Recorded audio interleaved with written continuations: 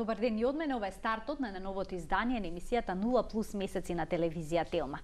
Денеска ќе зборуваме за аутизмот, комплексно нарушување кое што влијае на мозокот и доведува до низа комуникацијски и социјални нарушувања на способностите кај децата.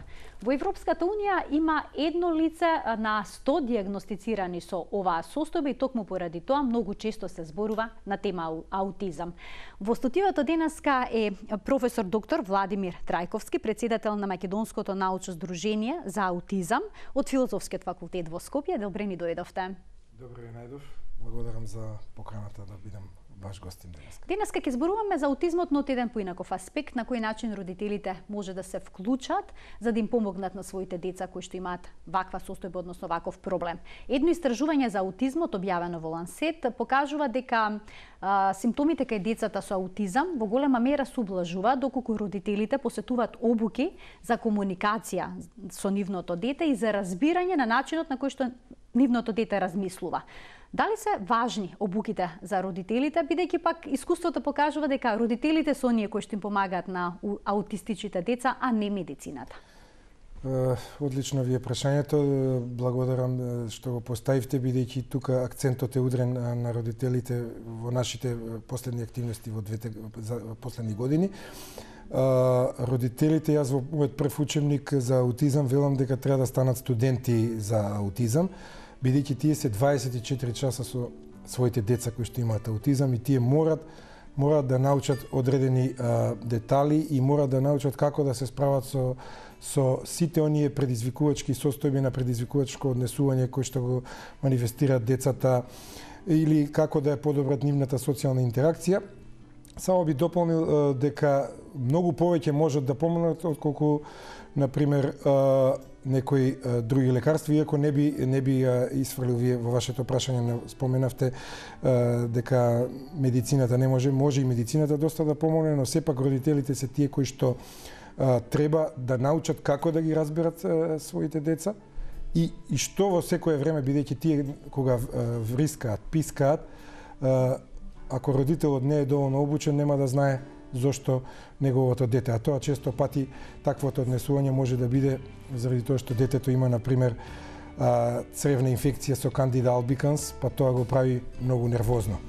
И они мора да ги знаат тие медицински сознанија за да можат да реагираат и како да се справат, да преземат чекори прво за уништување на таа габичка, а потоа и исто така како да се справат, например, кога детето вриска и писка во маркет, бидејќи тие деца не се шизофренични, не се луди и обично, особено во нашата популација, другите лица кои што се нашле во маркетот чудно го гледаат родителот и сега обуките кои што родителите ги добиваат, например, добиваат и насоки како да се однесуваат во таква ситуација.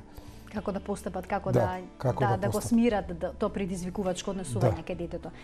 Аутизмот опфаќа различен спектар на нарушување. Што се може да се најде во таа категорија на состојба? Значи, аутизмот не е болест, тоа да нагласиме. Да, сум кажал во повеќе наврати, аутизмот не представува болест, тоа е состојба или нарушување кое што е доживотна според дефиницијата на Американската психијатриска асоциација и од 2013 година веќе се нарекува аутистичен спектар на нарушување, каде што влегува класичниот аутизам или така наречен Канеров аутизам, потоа влегува Аспергер синдромот, влегува детското дезинтегративно нарушување и влегува первазивни развојни нарушувања кои што не се специфицирани на друг начин или уште во литературата познати како атипичен аутизам.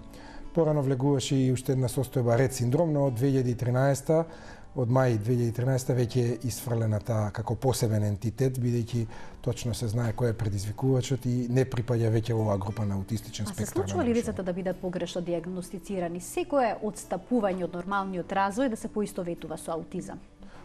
Тоа како се случува, особено во Македонија, многу често децата со аутизам се дијагностицирани под други дијагнози или пак може да се случи да не е аутизам, а да добие дијагноза аутизам. Тоа е прво заради недоволното познавање на докторите по медицина за аутизмот, бидејќи тоа не се ни учи на медицински факултет аутизмот како проблем. И може да бидат заведени родителите да го по друга дијагноза да биде детето дијагностицирано, на пример, што се случува во Македонија, како шизофренија, како интелектуална попреченост или порано ментална ретардација, или пак како развојна дисфазија, често пати се дијагностицират аутизмите, а се работи за класичен аутизам, и тоа е стручна грешка, вициум артис се вика во медицината. На запад, во високо развиените земји, за тоа и се одговара судски ако докторот даде погрешна дијагноза. Кај нас се уште не сум чул дека некој колега или колешка одговарале пред судот за погрешни дијагнози, но сметам дека треба да се внимава и едноставно да се едуцираат и педијатрите и детските психијатри, па и општите лекари за оваа дијагноза и веќе конечно да ја даваат таа дијагноза. Вие рековте во Европска унија точно 1 на 100, во САД имаме 1 на 66, на едно дете на 66 живородени деца, да, каде што добива епидемиски размер. И токму заради тоа нашето внимание е насочено како здружение на тоа. Да ги вклучиме гледачите со нивни прашања на 3076-677, доколку имаат некоја дилема или пак некое размислување поврзано со денешната тема, слободно може да се јават и да се вклучат по програма. Позитивни пристапи кон аутизмот, мислам дека така се нарекува програмата која што е посветена за едукација на родителите, опфаќа неколку модули. Ќе се задржиме денеска повеќе на тоа што опфаќа оваа програма. Децата со аутизам учат визуелно. Зошто тие можат да учат на ваков начин? Значи, тие имаат во принцип проблем со учењето, но на визуелен начин би можеле да учат. Може ли да ни појасните зошто е тоа така? Токму така, прво ќе појаснам до вас и до вашите ценити гледачи за програмата која што представува дел од ЕСИП проектот. Тоа е проект финансиран од Европската унија преку Еразмус плюс програмата, во која што Македонското научно здружение за аутизам во последните 2 години активно учествува како активен партиципиент заедно со колеги од Англија, Белгија, Хрватска и Кипар. И таа програма опфаќа 6 модули, од кои што еден модул е за учење преку слики и значи тоа обучувачи од Англија и од Кипар дојдоа во првата година и одржаа 3 обуки со родители. До сега се опфатени околу 69 родители во главните модули, има околу 36 од дополнителни предавања што организиравме, вкупно 7 такви обуки организиравме. Да напоменам дека се бесплатни тие обуки. Имаме и уште една година време трајање на проектот до август 2018, така што уште 1 до 2 обуки планираме за следната година. Така, тоа е од голема помош за родителите, кои што на ваков начин сега може да му помогнат на детето да научи нешто да учи. Да, секако. Што е проблемот? Зошто мора да учат на визуелен? Проблемот е во тоа што децата со аутизам имаат проблеми во комуникацијата и социјална интеракција, имаат проблеми во говорот, а утврдено е дека со испитувања, научни испитувања, дека имаат страшно добра фотографска меморија, кога ќе го видат сликата и они најубаво учат преку таа PEX метода, на пример, Picture Exchange Communication System. Че визуелно подобро да му кажете на детето да слика од тоалет, отколку да му кажете дека е ова тоалет, на пример, и затоа сите поими, основни поими, на нив им се прави еден распоред на слики. И исто они сакаат строго структуриран распоред во текот на денот и во текот на неделата, и така полесно може да се функционира со нив и да се работи кога од понеделник до недела точно преку слики кои што означуваат дали треба да одат во училиште, ако треба да оди на училиште, нели се црта обично детенце со чантата на рамења или се црта училиштето и така натаму. Ако треба да оди на доктор, амбуланта и така натаму и така натаму, значи сликовито, фотографската меморија најдобро учат преку слики, а не да им се говори, особено па не сакаат сложени реченици, туку треба кратки реченици и тие да бидат директивни насочувачки кога им се дава одредена задача. Докато вклучиме гледачот, а потоа ќе придаме на моето следно прашање поврзано со комуникацијата со овие деца. Добар ден, повелете. Добар ден, поздрав во вас и гостинот. Благодарам. Сакам да прашам која е, дали има фиксно ограничена граница за појава на аутизм, значи до колку годинки се знае дека може да се забележи аутистично дете? Така. Ви благодарам што се јавивте. Ова е многу често поставувано прашање. Да, тоа го имам одговорено нели порано, но добро, гледачката изганеа не го гледала моето гостување на Телма и на други македонски телевизии. До 3 годишна возраст, тоа е стриктно прецизирано. Значи, аутизмот може да се јави до 3 годишна возраст. Дете кое што нормално се развива 6, 7, 8 години, не може на 8 години да добие аутизам. Мислам дека... Така, значи горната граница е 3 години. Да. Во однос на комуникацијата, овие деца често пати имаат проблем со вербалната комуникација. Да. На каков начин родителите може да остварат комуникација со своето дете? Каква е таа невербална комуникација? Па тоа се нарекуваат алтернативни методи на комуникација кои што се применуваат во третманот на аутизам и ние на нашите обуки ги подочуваме за тие. Значи тоа е една од методите Picture Exchange Communication System што го спомнав, потоа учење на знаковен јазик. Значи се учи знаковен јазик и токму колегата Рон Фортуна од Англија има едно интересно видео кое што им го прикажува со помош на одредени знаци, точно се учат оние најчесто употребувани поими и на тој начин кај децата кои што не се вербални, такви се од 40 до 50% од целокупната популација на деца со аутистичен спектар, значи нема никаков говор, се учат тие алтернативни методи на комуникација и ги има многу, сега да не завлегуваме во детали, бидејќи сепак ова не е предавање за постдипломци по аутизам.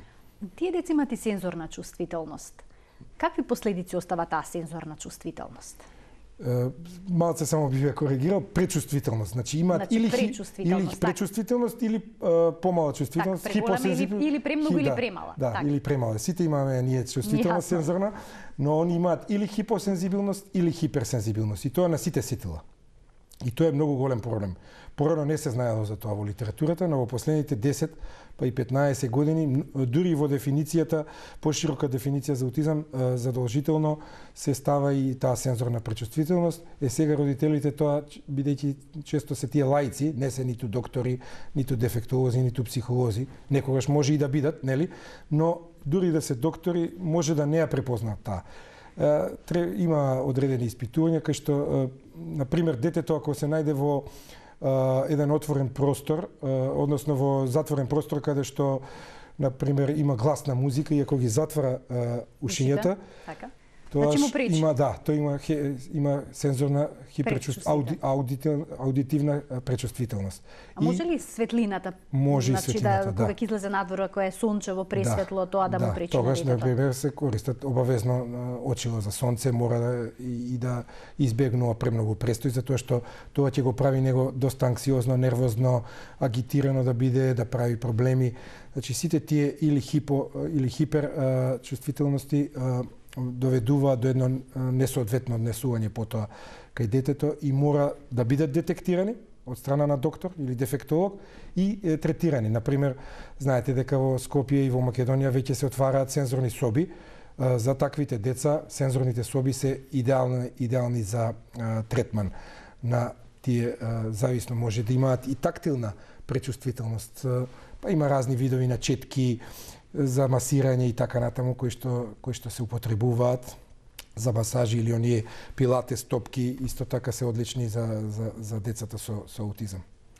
Децата со аутизам се често пати социјално комплетно незаинтересирани, односно тешко остваруваат комуникација со други луѓе. Да. Можат ли родителите и тука да помогнат да поттикнат таа нивна социјална активност?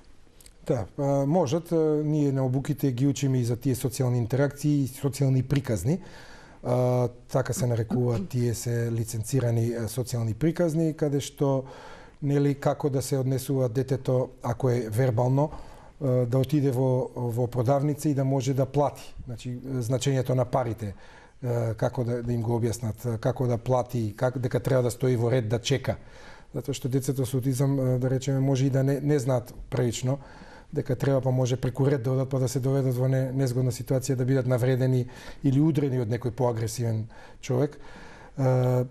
Потоа тие социјални приказни, например, сега имаме една магистрантка, она баш пријави пред неколку месеци магистерска теза и до година се надеваме дека ќе ја брани. Тоа е доста интересно, каде што има квалитативно истражување како во нашата популација, тоа е прва таква магистарска теза во Македонија, тие социјални приказни ќе делуваат на децата од македонската популација и како родителите ќе бидат задоволни со таа. На самиот почеток го споменавме неадекватното однесување, односно кога има испади во јавност, во продавници и слично. Тоа е исто така дел од овие модули, значи однесувањето кое што е несоодветно, односно екстремно, како да се контролира. Дали е тоа една од најтешките задачи на родителите? Да, во право сте комплетно.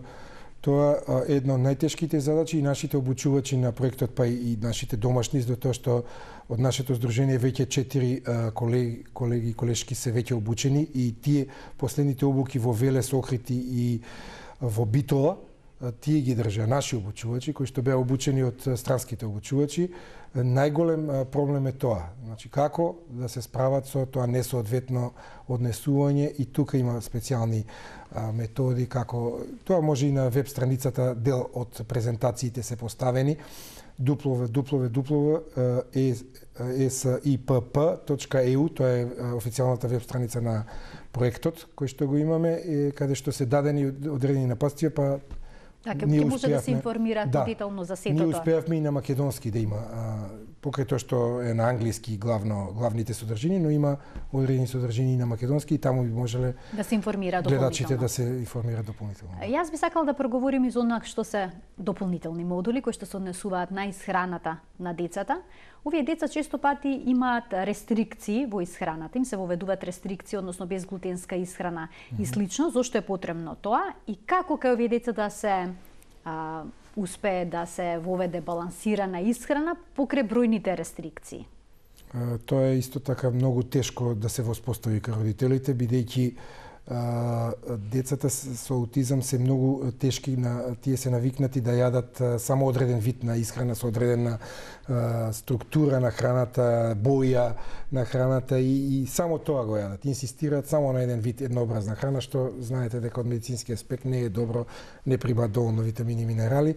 Во однос на пречувствителноста, тие се пречувствителни кон одредени видови на храна. Докажаме дека тоа и ние го докажавме во мојот докторат уште пред 15 години во нашата популација, а и во светската, дека одредена субпопулација на деца и младинци со аутизам се пречувствителни кон казеинот од млекото протеин и глутенот од житариците. И кога ќе се докаже, тогаш апсолутно треба да се исфрли овие намирници, млечни производи, леп, житарици, се што содржи глутен и казеин. Значи 100%, само 100% на диета може да има успех. Ако некоја баба или дедо на детето му потврдат нешто што содржи ова, тогаш ништо не сте направили. И тоа треба доживотно да се тера така.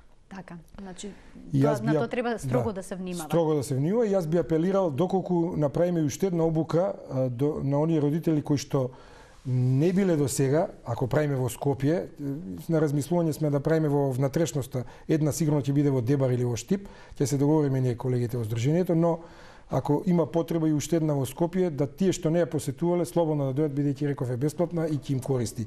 Обично ја правиме за викенд кога не работат родителите, кога се слободни, кога ќе можат да најдат слободно време да се вклучат. И тие што иако доста дојдоа од Скопје, веќе имаат посетувана обуката и резултатите се импресивни. Тоа ќе може. Така ќе имаме и некои од родителите кои што посетувале. Се надевам дека некој би сакал да дојде и да го каже сопственото искуство. Да сподели искуства. Во однос на сонот, овие деца имаат проблеми со сонот, со спиењето. Какви решенија тука се нудат?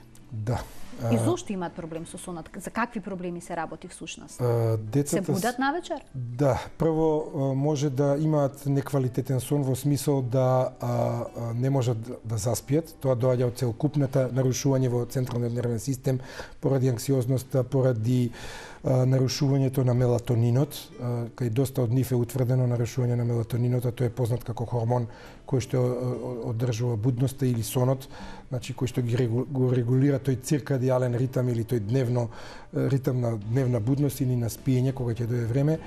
И кај таквите деца најдобро е да се советува, значи дневни активности во смисол на физички активности за да се добро заморат, значи вежбање, физички активности и за да може да спијат, така и некој ако има потреба дури се дава и како синтетска форма овој хормон мелатонин го има и во Македонија во апотеките, така да тој кај голем број од децата го регулира сонот, дава подолготраен сон и поквалитетен да не се будат. И сега да не се разбереме погрешно со родителите, не е тоа кај сите деца, некои си имаат и добар сон, но одреден процент од децата имаат тешко заспиваат или ако заспиат се будат во текот на ноќта, плачат, викаат и тоа прави вознемиреност и на другите членови на семејството, така што понекогаш можеби ќе треба да се посети и детски невропсихијатар, па можеби ќе треба и седација со медикаменти кои што би го седирале детето ако е премногу вознемирено, агитирано, агресивно, ќе мора и медикаментозна терапија, значи тоа не е исклучено. Дали пубертетот е проблематичен период за аутистичните деца? Пубертетот, како што знаеме, е проблематичен за сите и за невротипичните деца, а за децата со аутизам уште повеќе, затоа што кај нив тогаш хормоните буквално се нарушуваат уште повеќе, тие и во старт имаат некакви хормонални нарушувања, но во пубертетот, особено кај машките деца, тие стануваат малку поагресивни, дури и автоагресивни, така што тука треба многу да се ние во рамките на овие обуки даваме одредени напатствија како за сексуалниот нагон, дека децата и веќе лица, млади лица со аутизам се сексуални битија, дека и тие имаат потреба за мастурбација, дека и тие имаат потреба за сексуален однос, само тие не знаат како. Тие не знаат да се додворуваат, тие не знаат како да стапат во врска со партнерот, партнерката и на тој начин имаат големи проблеми во остварување на љубовни врски. Но ако веќе се со полесна форма на аутистичен спектар или ако имаат Аспергер, тие морат да знаат како да го изведуваат сексуалниот чин.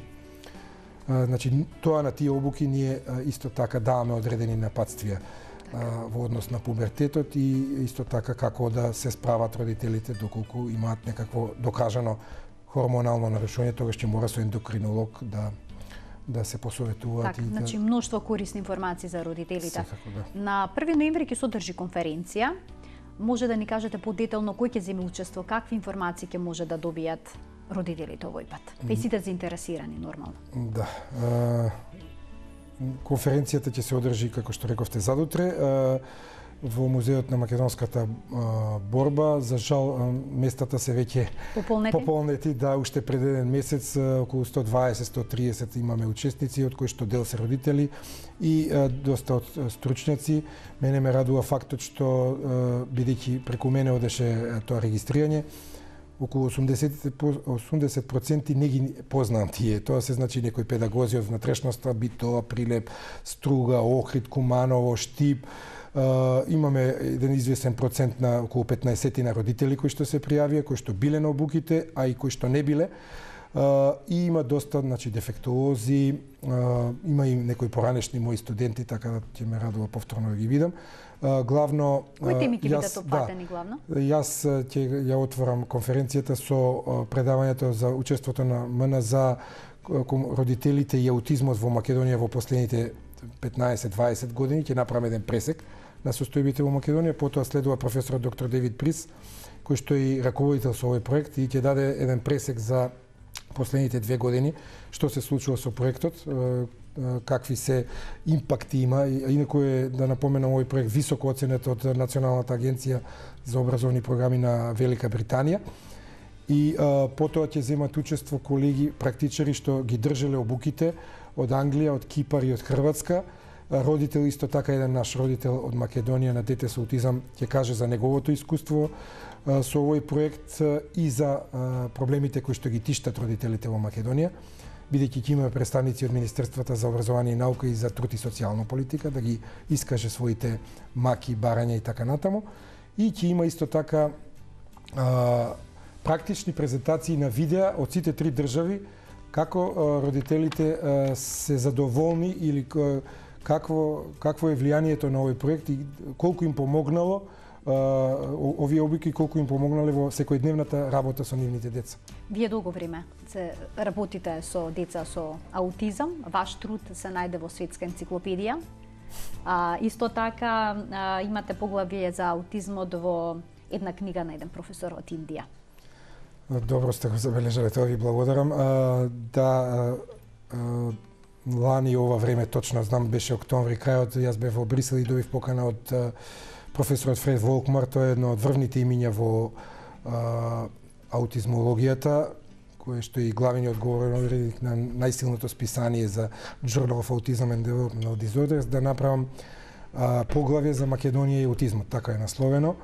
И јас тоа успеав да го направам во предвиденото време и излезе некаде во мај, мисли, чини година, го имам во PDF, но за жал издавачката куќа која што, сега да не правам реклама, нели странска, високо позната, ги има заштита на правата и не можам да го дадам отворен пристап, а неодамна добив и покана пред еден месец на еден професор од Индија да напишам општо поглавје за аутистичниот спектар на нарушување, каде што он прави една книга на англиски јазик, а Индија, знаете, околу 1 милиарда луѓе, така да тоа посебно ми прави задоволство, бидејќи тамошните студенти по медицина, по дефектологија, психологија ќе читаат. Се надевам дека ќе биде прифатено и дека ќе излезе. Тоа се уште не е излезено, но еве ексклузивно во вашата телевизија го кажувам тоа. Значи, се надевам дека во 2018-та би требало да излезе тој учебник и тоа му е поглавие таму. Спомнавте аутизмот и Македонија.